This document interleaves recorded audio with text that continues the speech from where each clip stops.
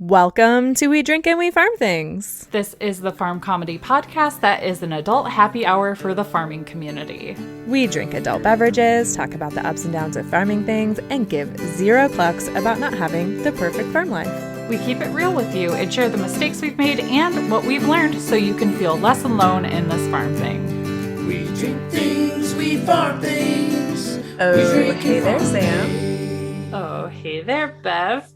What you drinking this morning? I am drinking a cup of coffee. Nothing too special about it, except it's my favorite one from Ancient Valley Mercantile, which is the store that's in my town. And honestly, I need to go stop by there today because they have a fall, like an autumn flavor now. Ooh. And a pumpkin flavor. And I haven't gone and gotten either of them yet. So it's time to go do that. Oh my gosh. So what are you drinking over there? So I too am drinking a not so special cup of coffee. It's just Tim Hortons, which I shouldn't say it's just Tim Hortons because that is the ground coffee of choice here. When my husband is also drinking the coffee, he's a little pickier than I am. But yes, in my lovely Joy Farmer mug. Yeah, I was going to say we both have not special coffee, but special mugs. So yes, there we go. I like it. Yes. Our drink peep this episode is our friend Elizabeth Steves, and she is at Steel02 over on the Instagram. So cheers, lady. Cheers. All right. And today we're going to kick our episode off with a little unboxing of our Hetty and Rue October boxes. And for our listeners that are tuning in on YouTube, you will get to see the items because we had the foresight to bring the boxes to our recording stations today. So yes. So this is fun. I'm excited. Bev, what's the first item? Maybe your favorite item in the October box? So my favorite item by far, well, I shouldn't say by far because there's actually a lot of really cool stuff in this box. But the thing that made me go when I opened the box, because it was a surprise, was this scoop and feeder. And it's got a cool little like Honey and Rue logo on it. I love things like this because I feel like I never have enough bowls around. Like, I feel like bowls and scoops are the things that I always need more of. And this is actually a really perfect size for the cat food. Like I could just like scoop and then put it outside. Yeah. Or I might use it to put like a mix of grit and oyster shell in it, like for the little chicken coop, something like that. So I haven't decided exactly what I want to do with it, but I saw the bowl and I was like, yes, I never have enough of these. I love it. So what was your favorite thing out of the box? So I'm going to have to go with this spooky chicken flag that I'm holding upside down.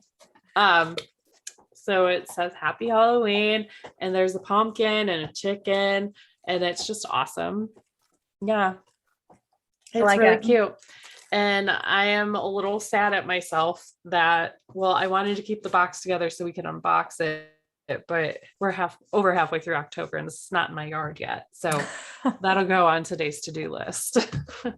Yeah, I'll go put mine out at my chicken coop. My chicken coop, I'm looking at it right now, or one of my chicken coops. It has its Halloween themed wreath on it right now. And it's time to put the flag out. It's time for me to remove the loofah off of that thing and then put the flag out because it's gotten a little crazy out there. There you go. So inside the box, we also got a package of this Happy Flock. And what it is it's like an electrolyte and a prebiotic and probiotic type of thing that you add to the water. Or sometimes you can mix it in with feed. That's the other thing that I do with packages like this. Ooh. And I always feel like these are handy too. Yes. We also got Exotic Nutrition Easy Worm Blend. So you can also mix this in with other treats or feed. I do like to do that for my charming coop chickens. They're a little extra spoiled because this is the perfect size treat for like a small flock, not your I had chicken mania my first year of chicken keeping. Right. We also got a set of playing cards that have chickens on them. And I'll see if I can hold that up so the YouTubers can see that. It's got an adorable chicken design on them. And I love playing cards. My new favorite playing card game is Garbage. If you don't know how to play that, I'll have to tell you all about it. But the kids love it and the adults love it, and it's really good. All right. We also got a green goo poultry first aid salve, which is always handy. It's got a lot of cool natural stuff in it. So this is really good for like a skin protectant, or if your animal gets injured, this will help you out in a bind. So great to have. And we also got a tube of nick relief. And this is Stypic Powder. So what this is essentially like blood stop powder. So if you get injured or one of your animals gets injured and there's a bleeding wound that just won't quit, pop the top off this thing, sprinkle it on there, and it'll take care of it for you really quick. I always like to keep this around for hoof trimming for the goats. Yes, because things happen. And nail trimming for the dogs. Yes. All right, the last thing in this box is a Farmer's Helper original forage cake, which is super fun to have. And I think I'm going to give this one to my meat birds because I still have my meat birds. Yeah, we've been a little under the weather here, so we did not want to process our meat birds and then trap all the germs in the meat. Fair enough. Thing. Yeah. We didn't want to do that. So they've gotten really big. They eat a lot. I am not keeping track of the feed to pound ratio because I think it would just depress me this go around because things have not gone as planned. But very grateful that I got the kind of birds that I did, because I mean, they're big and they're fighting each other and they're rowdy, but they're doing okay. Yeah. So they're going to get a little extra treat on top of staying alive a week longer. After this, I will go give that to mine also, because I went out to the barn this morning. They're still in the barn because mine are only 4-ish weeks old, so not quite big enough to go put outside and leave outside yet. And they're just making a lot of noise. And you know how like you've been doing this for long enough that you realize when something's just like not quite right? Yeah. Like, gosh, that's not the noise that they normally make. And I walked in there and their water is missing. And I was like, well, that's weird. Who came in here and took your water? So I start walking around looking for it, and I go outside and it's next to the hose bib. Apparently yesterday I went out to refill it and never put it back. And they were letting you know. They were. So I feel guilty. But they were all still alive and they were happy and moving. So they didn't seem to mind too much, but they were just audibly irritated. Lady, I'm thirsty. Oh, we do have some very fun sneak peeks for the November box. And you can get a hold of your November box by going to honeyandrow.com. If this is your first rodeo with Honey and Row, you can use code DRINKANDFARM and you're going to get 10% off your first box. And you're going to want to do that. And I know we say this every month, but we really, really mean it this month. You're going to want to do that because the best ever is back in November. And it's those little handmade salted caramels from the Little Red Hen Company. Oh my God, they're so good. Oh, they're so good. And we can't find them anywhere. So we might have to call in a favor to Tina from Honey and Row and be like, where do you get these? Because like once a year is just not enough. They're that good. They're so good. The next sneak peek is a Cluck-O-Nut mealworm treat in a hanging coconut shell from Pacific Bird. That sounds super fancy. I'm a little jealous of my chickens already. And apparently the coconut shell is refillable and biodegradable. So when you're all done with it, it breaks down, which is super cool. And then last but certainly not least, there is a new item from Exotic Nutrition Pet Supply Company that is a bee Tastic chicken treat. And it has dried insects, wheat berries, basil, flowers, and bee pollen for added protein and nutrients.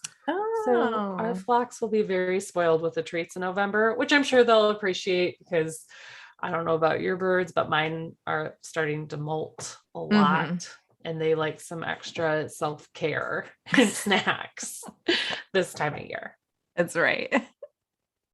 All right. So today we're going to talk about something historical that doesn't actually have a lot of information. I was surprised because we were like, what kind of fall themed thing are we going to talk about this week? And I was like, ooh, scarecrows. Because, after having this podcast for a couple of years, I had to go back and look at what we've talked about the past couple of Octobers, because we have gotten a little seasonal the past year or so, and I didn't want to accidentally do a repeat. And I could not believe we had not talked about scarecrows yet, because it does feel a little fallish, a little farmish, a little Halloweenish. And I was like, let's talk about the history of scarecrows. And it turns out that actually there's not a lot about it. Nobody sat down and wrote a book about the history of scarecrows, but we did find an excellent resource from modernfarmer.com. They wrote an article back in 2014 about some scarecrow history and facts, and it was one of the better resources that I found. So we're going to share that with you today to give you some spooky vibes and some fun facts. Yeah. So before we dive into the history, let's talk about what a scarecrow is really quick. I'm sure everybody knows what one is, but essentially a scarecrow is just an effigy of a person. Yes. Look here, me, I am out here, blah, but not really a human. Yeah, they're an effigy of a spooky person, essentially, because they're supposed to scare crows. Is it just crows, or is it all birds away from we'll get your into crops? that. Okay, we'll get into that a little bit, because there were some fun facts about crows in here too. Oh, I like it. Happy. I've had a lot of crows hanging around here lately, and I'm not mad about it. I mean, because they're handy to have around for chicken purposes. Yeah, 'tis the season for crows. It's the season. So, like you were saying, scarecrows are kind of there to pretend to be people, but actually they were necessary because back in the day, farmers used kids to protect their crops from aerial predators. And the kids would like throw rocks at birds and probably make a lot of noise and just do random kid stuff. Like, these kids are loud and obnoxious most of the time. They didn't even have to do anything special. No, they just had to be kids in the field. They just lived their best lives until the Great Plague. Oh. And it killed some of the poor kids that were out living their best lives. Oh, this got dark fast. But this actually led farmers to use adults to guard their crops, and maybe adults didn't do such a good job, or they were bored. I don't know. But as the farms grew larger, they placed those human-like effigies of scarecrows out in the fields, and thus born the scarecrow. So its symbolism is pretty universal, but the original scarecrows were nothing like what you see now with the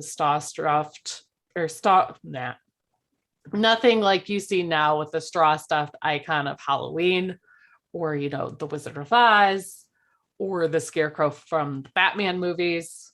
It's not like that.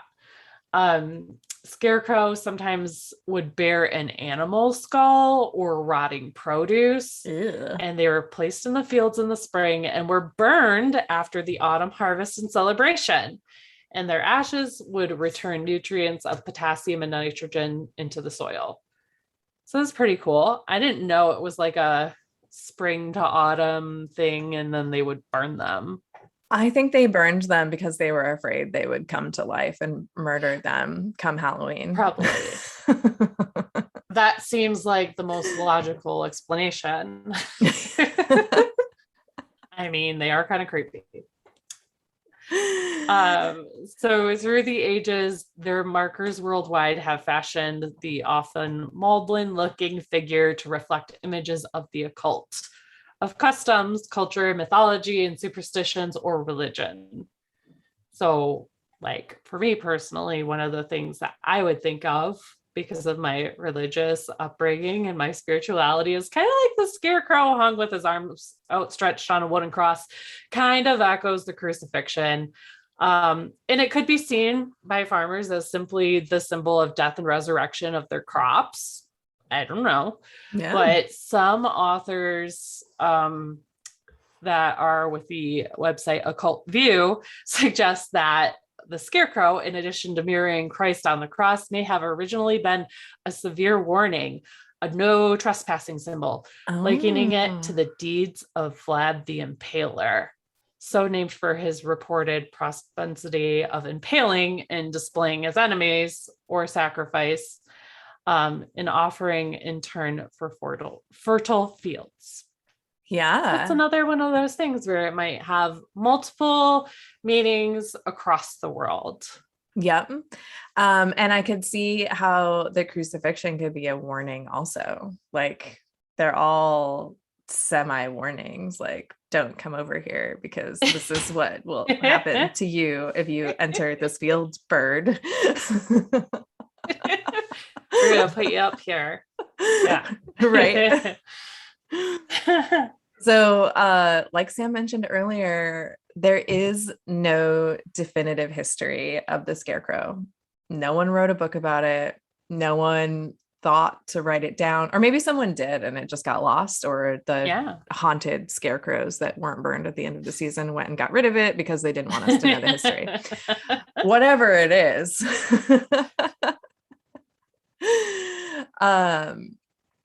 There are other cultures that have used the scarecrow, and one of them is considered to be one of the first field gods, like quote unquote, and they were in Japan, and they were called Kakashi, and that was a deity of knowledge and agriculture, such as Kubiko, who is unable to walk and just stands in the fields, probably scaring the crows away.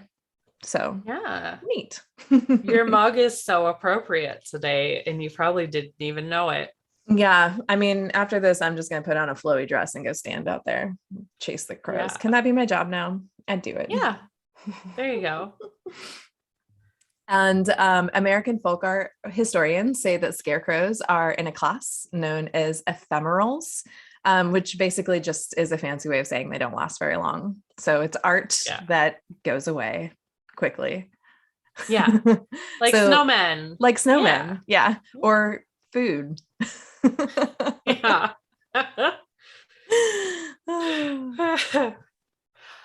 So in ancient Greece, wooden figures of Priapus, a god of fertility, horticulture, and viticulture, were placed among crops as guards. Images of Norse god Odin and his ravens, Hugin and Munin, have also been cited as model for early scarecrows. So no matter their cultural roots, scarecrows worldwide were conceived of the need for scaring things, period. So they can all look different across the world, but at the end of the day, it's just to scare the crap out of some things. So it turns out anywhere where food is grown, something scary was necessary to chase the crows away. Yes. Basically, exactly. In a nutshell. And in the US, their name does suggest that crows are their biggest enemy. But farmers actually use them to also ward off doves. Sorry, I said that weird. To ward off doves, red-wing blackbirds, grackles, sparrows, turkeys, and quail that all want to eat the corn. Yes, basically. The sugary corn. I don't blame them. It's delicious. So good. So a farmer's field from planting season to harvest actually supplies wild birds with the nutrients needed to live, which is one of the reasons why they wanted it so bad. Easy meal, lots of energy, sugar. We've had this conversation already. And the way that crows forage is they walk on the ground looking for food in the top 2 inches of the soil. And along with the seeds, they eat nuts, earthworms, baby moths, or beetles. So they've got a keen eye for soil that has been turned, because turned soil tends to offer up all of those yummy goodies that they want to eat. So fields are the perfect place for crows to go look for these things, and they don't got to dig it out themselves. I get it. Yeah. And young corn is kind of like a mill turning stored starch into sugar and is highly sought by birds. And crows tend to forage in the fields in flocks, so they don't do this by themselves, which means they do a lot of damage. Yes. And once a plant has used up its sugar, birds will depart and leave fresh green vegetation for the next fester, such as deer. So birds then return looking for munching insects. It's a cycle. Yes. Yep. So today, many young people may be more familiar with scarecrows from Halloween decorations than the field. Some farmers prefer to tend land the old-fashioned way. However, things like tractors and engine-driven plows kind of didn't really mean you had to keep scarecrows up, but on a smaller acreage, you might still see some. But for bigger places, bigger farms, sometimes the scarecrows have been replaced by chemicals and high-tech mechanisms, such as a digital scarecrow with infrared sensors that emits ultrasonic waves. So wait, we took the terrifying scarecrow and we gave it lasers. Yeah, we made it a robot. So now they're definitely going to take over. I don't know if that was such a great idea, guys. No, I don't think so either, but what do I know? The scarecrow has hung on in certain parts of the world, though, like Japan. Rice farmers still use them, and they go full creepy and use old doll heads and use store mannequins. And you might also see this in rural towns throughout Europe, but you're more than likely not going to see the Heyman in the United States. You're mostly just going to see that in films, in literature. But now I kind of feel inspired. Might make my own scarecrow next year. I don't know if I'll burn it. You'll want to make sure you put the right things in it if you're going to burn it to like benefit your land. But I feel like if I made a scarecrow, it would be full of funny things that you shouldn't burn. Probably. Mine would be wearing a polyester jumpsuit. Ooh, good choice. That's pretty scary. Yeah, it is pretty scary. One of those polyester like bodysuits, and I don't know what else I could wear. Old yoga pants with holes in it. There you go. Oh, so that's really funny that the scarecrow, like as we know it or as we picture it, essentially is just kind of there for storytelling. Like it's not really what was actually used. So it's kind of like a caricature of farm life almost. Yeah, it was Hollywoodified. Oh, I get it. I mean, honestly, rotting produce and cow skulls sounds way scarier anyways. Yeah, maybe we should go that route next year and make our neighbors really talk. All right, so now we can dive into We Can't Even corner. Yay! Bev, do you have a We Can't Even this week? Yes, I do. I can't even that I've survived. No, I don't know. Survived what? Life to this point, or life to this point? I can't even about that. No, we had a really great weekend this weekend. It was our fall festival of leaves, which happens in our town every year, except last year because of COVID. And it was really exciting to have it back and just like do all these cool things in the town. One of the things, Sam, you would really like, it was the Chaos Film Festival. It was like horror movies, and we did them on a big screen on like our historic stage, and it was totally and completely amazing. But what was really crazy was that during the middle of our fall festival on Friday night, we had a tornado warning. Oh no. Yeah. So we've got this festival in town, which brings like tens of thousands of people that aren't normally here. Like our teeny tiny town turns into like a festival town. There's campers, there's camping, there's tents everywhere. And because we're local and we help out with it, like we're down there sweeping the streets and doing all these things late at night to get it all set up for the next day. And so Jared and I got home. It was like 1:30 and we were finally getting ready to go to bed. And Aurora came into our room and was like, "Hey, my Alexa just told me we need to go to the basement." And we both roll over and we're like, "What?" Our Alexa didn't say anything. And I'm checking my phone and I'm like, there's no warning on our phone. There's nothing. And I'm listening. And suddenly the wind starts blowing a little bit. And then it gets harder. And then like rain is like hitting really hard. And I was like, oh, well, there is a thunderstorm around. And that's normally how they form around here, is the extreme thunderstorm. So ran outside because I have baby trees and like plants and stuff like all around the greenhouse. So I'm out there like throwing things in the greenhouse and closing the windows because I don't want the wind to break anything. So that's kind of what I'm worried about at this point. And then after I close the greenhouse doors, I stop and I can hear the tornado warnings in town. No. And I'm like, oh, time to get everybody up and go to the basement.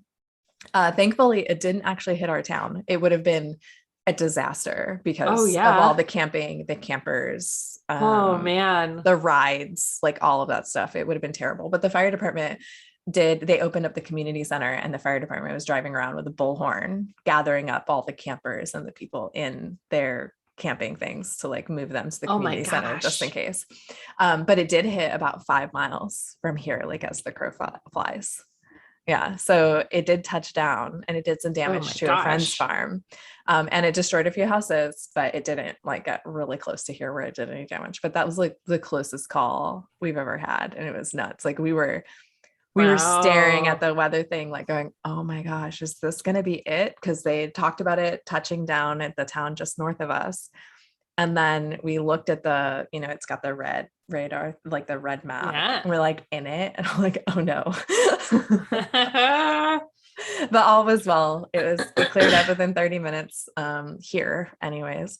Yeah. It did destroy a house and do a little bit of property damage. But it mostly just scared a whole lot of people. And that was the closest one we've had since I've lived here. And I'm sure that that's not going to be our last one. But now I'm getting better at recognizing the signs for when one is going to be, one is possible. So it's thunderstorms during times when the weather is rapidly changing. So it had been 75 or 80 here on Friday. Mm-hmm. And the next day was forecasted to be 60. And we had thunderstorms right in the middle of that. So it's like the perfect recipe for them to mix up. And in areas that aren't used to a ton of tornadoes, but do get them, that's a good way to kind of have a heads up on whether or not you might be looking out for one that night. Or, your daughter's creepy Alexa. Oh my gosh.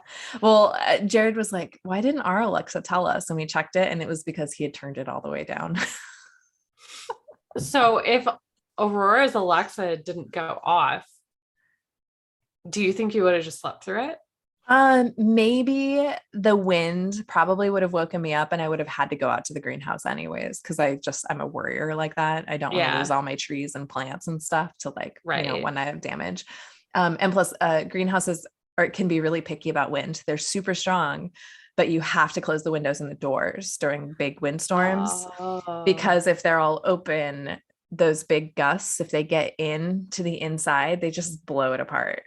So there needs to be, so you need to protect the wind from getting inside of the greenhouse, essentially is what you're trying to do. Because my greenhouse has withstood some crazy wind, but only with the door and the windows closed. Good to know. Yeah. So what is your can't even this week? Hopefully not as scary as my tornado. No, mine's more just literal can't even. Because it seems so stupid to me, but maybe I just don't understand the rules. Okay, so it's that time of year. People are growing big ass pumpkins and they're going to competitions. So there was a Wisconsin man, he grew the heaviest pumpkin in the country this fall, weighing in at 2,520 pounds. But it will not be going into any record books because it was disqualified from the competition. What? There was a fingernail-sized crack in it. And that disqualified it. Didn't know that there were rules about stuff like that. Me neither. And that sounds crazy. Because basically internal pressures, maybe an awkward way that it grew, it can cause a crack. And it's something that tiny, affecting your pumpkin, your very, very large pumpkin. And you put all that work in, there's a little crack, you're done, disqualified. And I guess if it's got to be a pristine, perfect pumpkin, okay. But you're hauling this 2,500 pound pumpkin, it's going on a forklift, you're moving it around, and you can't even get a fingernail size crack in it. Oh my gosh. And what's even crazier is that the winner gets $9 a pound. Oh my gosh, what? Yes. So he missed out on $20,000. Oh my gosh. Because of a fingernail size crack. That is so much money. I almost choked on my coffee. Yeah. Yeah. I was calculating that really quick and I was like, what? That's what they get? $9 a pound. Man. Oh my gosh. That's what a pumpkin goes for here. Right? Oh, well, that's such a bummer. Yeah, it seems almost impossible that you wouldn't end up with some sort of nick in it. My pumpkins with nicks. Care. Yeah. My pumpkins with nicks, I don't save in the basement because I'm afraid of rotting. But I usually leave them outside and I'll crack them open and save the seeds out of them. Because they're still useful for something, or we'll still eat them if I get to them before they rot. Yeah. But gosh, I don't know that I had any pumpkins that were perfect, but I guess I didn't grow them for that. So yeah. Yeah, me neither. The rabbits got a lot of mine, but jerks. All right. You need a rabbit crow. No, wait, a rabbit scare. I just mixed up all those words. A rabbit scarecrow.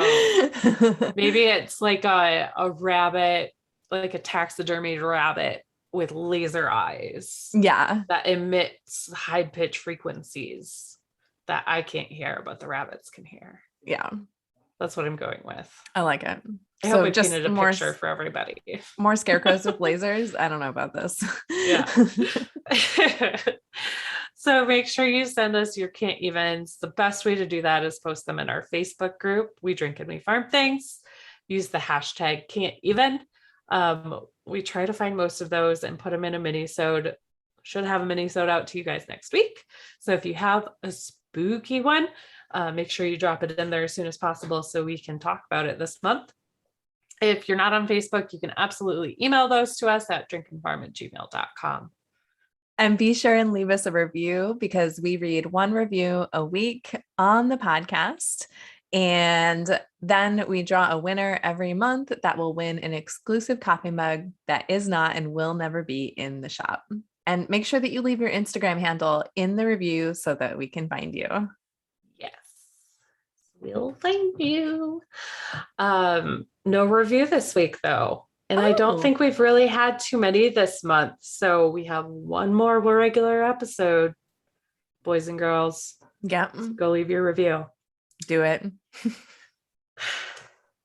While you're on your phone leaving a review, you might as well go over to our Patreon, patreon.com/drinkandfarm, and sign up to get access to our Straight No Chaser series.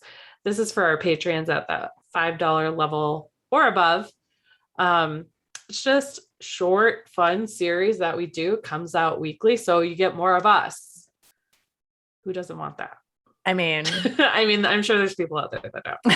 But you're probably not listening at this point. True. So be sure and hit the subscribe button and download the episode when you listen, because this helps more people like you find the podcast.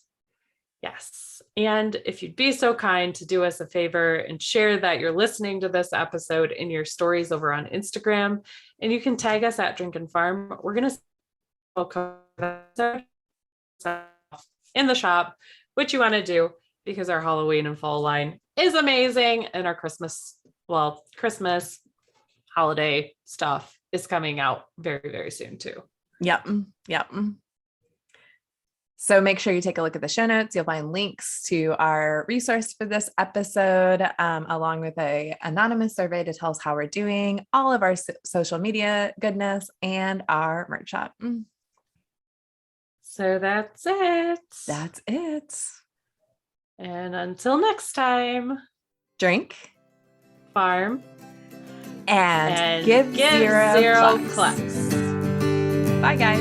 We drink things, we farm things, we drink and farm things.